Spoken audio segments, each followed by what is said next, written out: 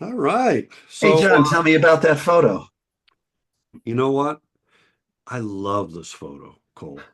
I love the dunes. I like being out in the dunes because it gives me, there's such the spaciousness out there and how you're alone and you're still. And what I see is all these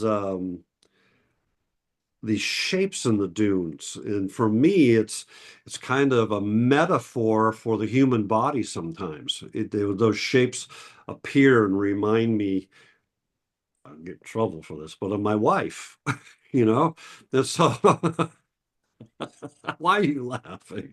Actually, in all honesty, I was trying to be so serious. My wife oftentimes when I come home from the dunes and I start producing those images, she says, "There's my butt." And I'm like, honey, you weren't even there. It can't be. No, no, no, no. She says, I can see my butt Oh in there. Look at my that. That gosh.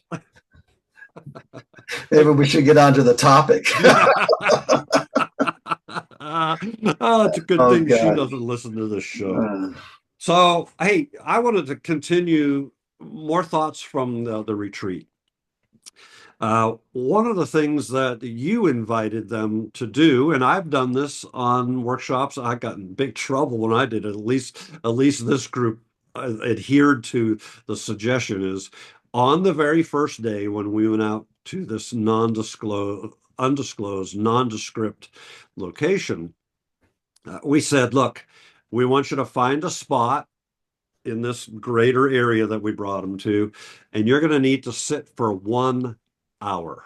The groans were audible, but we had purpose in that, and so they did it. They sat for an hour, and then the next day, or maybe that evening, we did have conversations about that experience. And I don't want to talk about all that, but what I want to talk about is the value of that exercise. By the end of the week, Roger specifically, who had said he'd never done such a thing. He's more of a run and gun photographer. Go to all these places, had in mind. Thinking about sitting still for Roger was just overwhelming. He kept on looking at his clock. He said, "Is it time yet?" It was really hard for him. But one of his aha moments, if you will, are at the end when we were asking everybody to give feedback.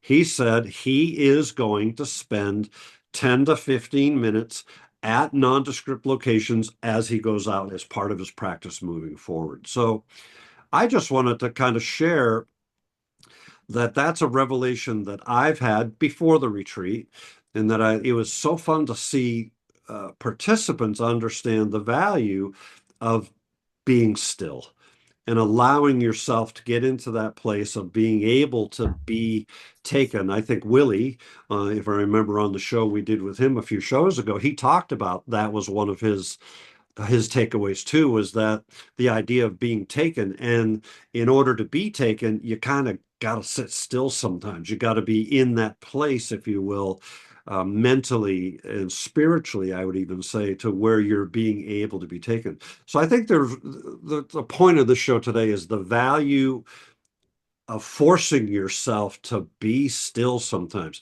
especially for me, especially when, man, my mind is racing like crazy and I'm doing all the negative self-talk. I don't like this place. I've never made a good photograph here. The light is too harsh.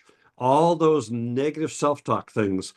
If I can just settle myself and be still and just sit with no expectations, no pressure, nothing, boy, all of a sudden I can return back to a place where I can create again. Any thoughts on your part with regard to that?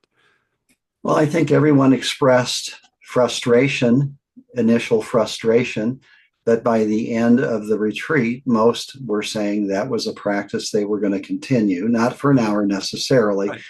but it's easy to walk to a location and say there's nothing here and to move on. But I think it's got less that says less about the location than it does our mental state. As we sat there, and I'm a big proponent of closing my eyes and listening. It was Mm, amazing to me.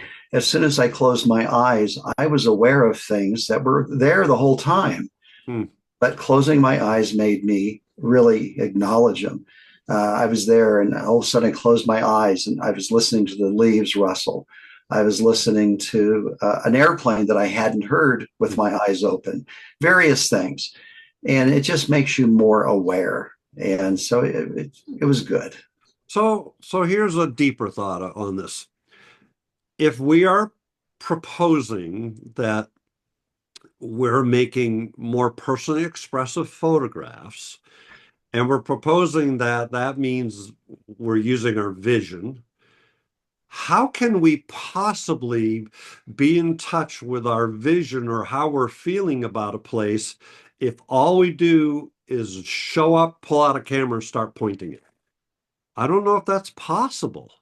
Or pointing at the first easy shot, then moving on to the next easy shot. Right. Rather than trying to be still and quiet yourself, closing your eyes, as you say, and trying to connect with that place on a deeper level rather than this. And isn't that why we invited them to go back to the same limited, more challenging place 5 times in a row? Yeah.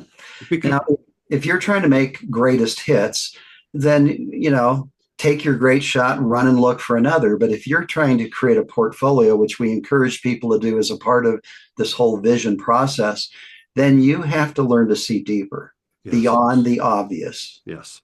Yep. And I don't know how you can do that without giving it time. And I would say at least 3 or 4 from the group, maybe all, for all I know, realized that as they sat, the longer they sat, the more that started to be revealed Yeah. to I them. think everybody was very on board with that practice Yeah, by the end of the retreat. yeah. We're giving away all of our secrets, but the reality is there's nothing like being there with the group. It Yeah. really isn't. So good thoughts, buddy. See you in a few minutes.